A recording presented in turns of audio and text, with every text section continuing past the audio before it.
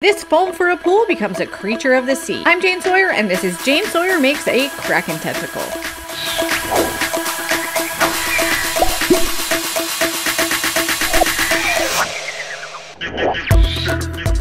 So I live in the woods, which is really awesome. I love it. But it does mean we have to deal with our power going out fairly often because of downed trees on the power lines. Now you might be thinking, Jane, what does you living in the woods and your power going out have to do with making the Kraken tentacle arm that I saw in the thumbnail? Well, let me show you. This is the little bathroom on the main floor of my house, and you'll notice that it has no windows. So when the power goes out, my family either has to tinkle in the dark, sacrifice our precious phone battery power for a flashlight, or go with the door open. I picked up this little battery-operated old-timey lantern for a hands-free, well-illuminated Wii, but I think it would be a heck of a lot cooler if it looked something like this. So using those images as inspiration and this pool noodle, we're gonna make a kick-ass Kraken arm so that we can go number 1, or number 2, or number 3. Before we get started, I want to take 42 seconds to tell you about our subject matter, the mighty Kraken. The Kraken is a legendary sea monster of maritime folklore. It's typically described as a giant octopus-like creature with massive tentacles that are used to drag ships to their doom beneath the waves. The Kraken is said to dwell in the deepest, darkest depths of the ocean, surfacing only when it wants to lay waste to unfortunate sailors. The origins of the Kraken myth are as murky as the waters it inhabits, with stories dating back centuries. Its mythology was likely inspired by sightings of real sea creatures like the giant squid. Over time, the legend of the Kraken has developed through art, literature, and pop culture, making it the most iconic ocean-dwelling cryptid in history.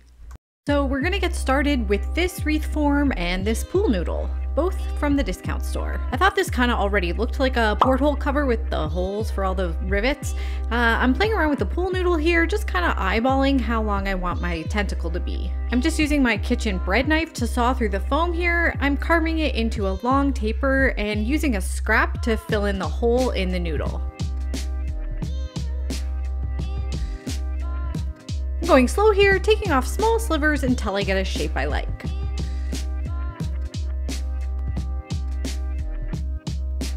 I'm bringing in this fencing wire here. I get this from the hardware store. It's pretty sturdy, pretty firm wire, and it's really affordable, and you know we love that here. I'm taking 4 lengths of wire and arranging them around my noodle, securing them with lots of masking tape down the length of my tentacle. After trimming off some excess wire, I can bend and manipulate my tentacle into the shape I want.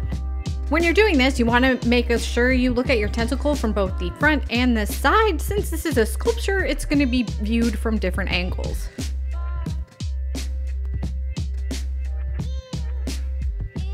Now the tentacle is going to come out of the porthole, and I want it to sit against the wall right about here, so I've got to take off some of this foam. That's a really easy adjustment to make with a craft knife.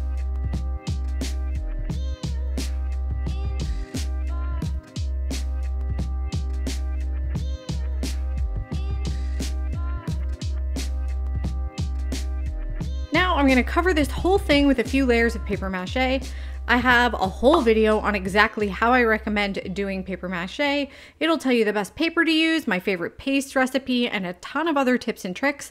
I'll leave a link in the description. I'm super proud of that video, and if you're interested in paper mache at all, it's totally worth your time to check it out.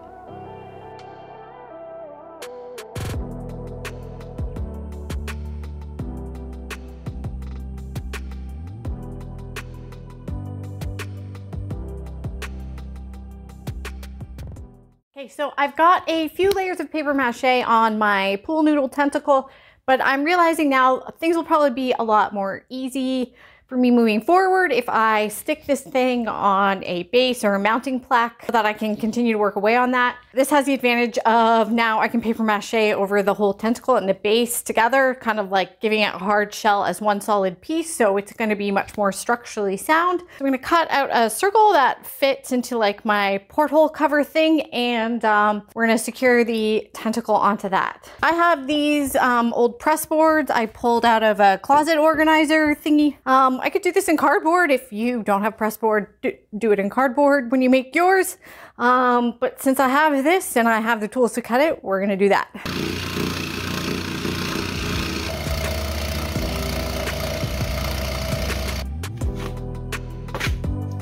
With my circles cut out, I'm going to drill a few holes to attach the tentacle arm.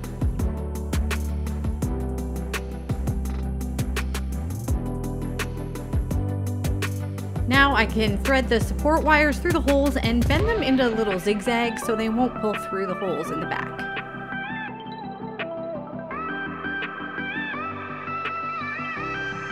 I use some hot glue to really stick down the pool noodle and also to anchor the wires on the back. The masking tape is really just to hold the wire down while the glue cools and so I can smush down any blobs without burning my fingers. Now off camera, I gave the base and the tentacle a couple more coats of paper mache, turning it all as one unit. One technique I like to use on my paper mache is to cover it with a thin skin of paper-based clay. I use Dosper clay and I stick it on with a healthy dollop of white or wood glue. I used a small wooden rolling pin off camera to roll it into thin sheets, which then I cut into strips and wrapped onto my sculpture. I used the back of a spoon to smooth the clay onto the paper mache, just working my way down the sculpture.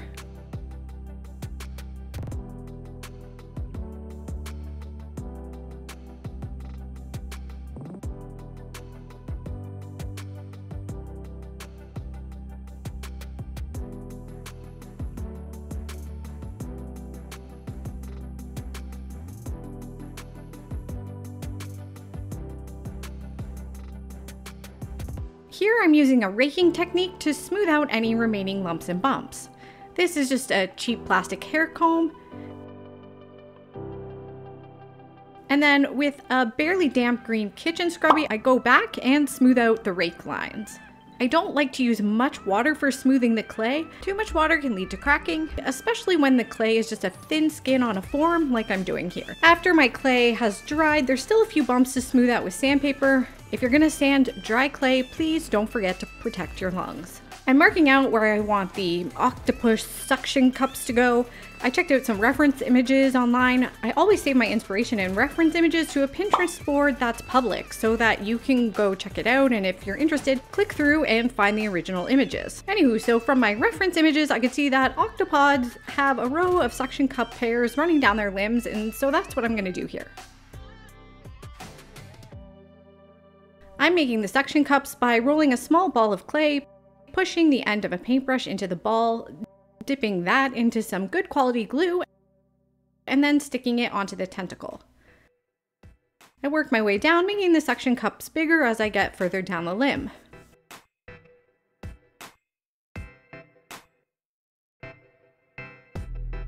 Now, when the clay had dried, I was probably being a bit fussy here, but I just went in and smoothed out the transition between suction cups with a bit of household spackle. The spackle I have is pink when it's wet for some reason. So now I'm gonna secure the tentacle into the porthole frame. I had to cut a couple extra circles to allow space for the wires to fit. I laminated all the layers together with some good quality glue and then added a few screws for clamping.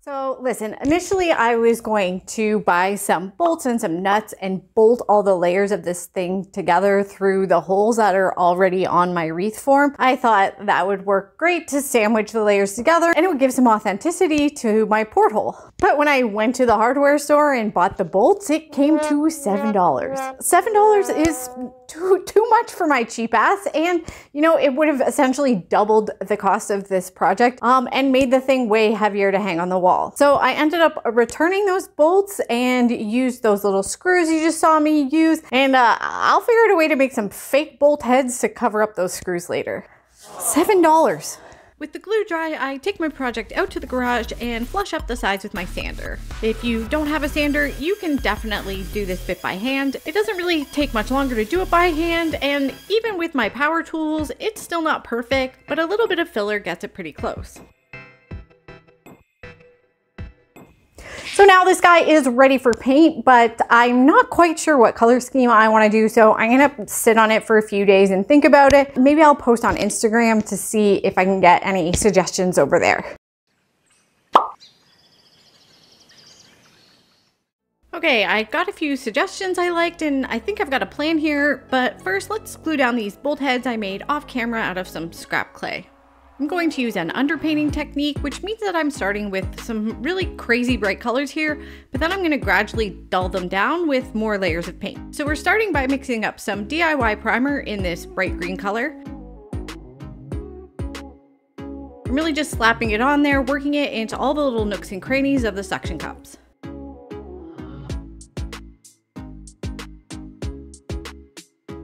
I've mixed a similar concoction in this dark purple color, and I'm adding it to both sides and the back, leaving some bright green spots.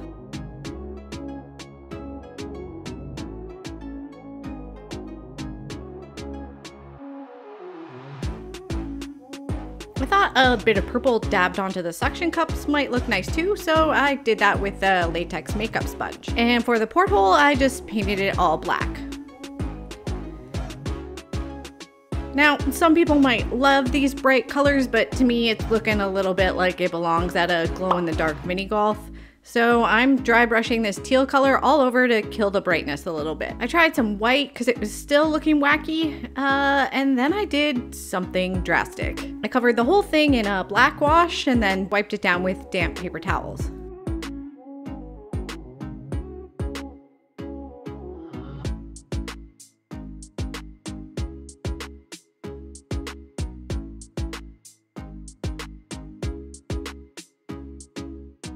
We're gonna fill the porthole with a dark blue abyss. So I'm wet blending some shades of blue, focusing on keeping the lighter areas near the edge and getting darker into the middle.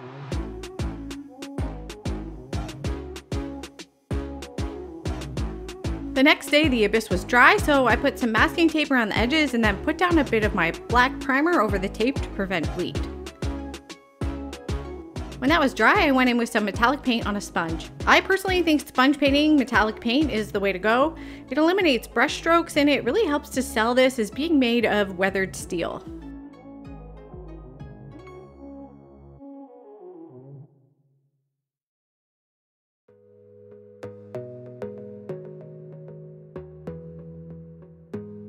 As a final touch, I added some off-brand glossy podge to the abyss and a coat of satin poly to the tentacle.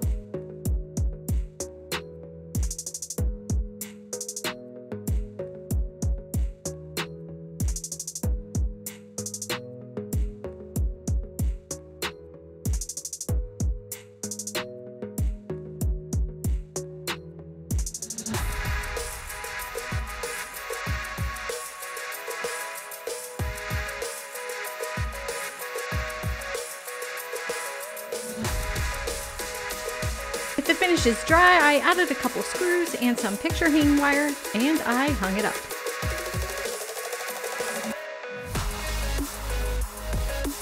I use these little picture hooks. They're rated for 15 kilograms each, which is a lot more weight than the tentacle and the light I'll be hanging on it.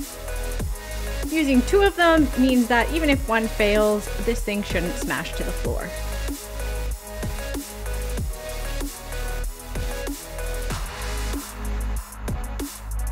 And here's the big test to see how it holds. And it's good. And there you have it, a tentacle coming through a porthole made with a full noodle in a dollar store wreath form.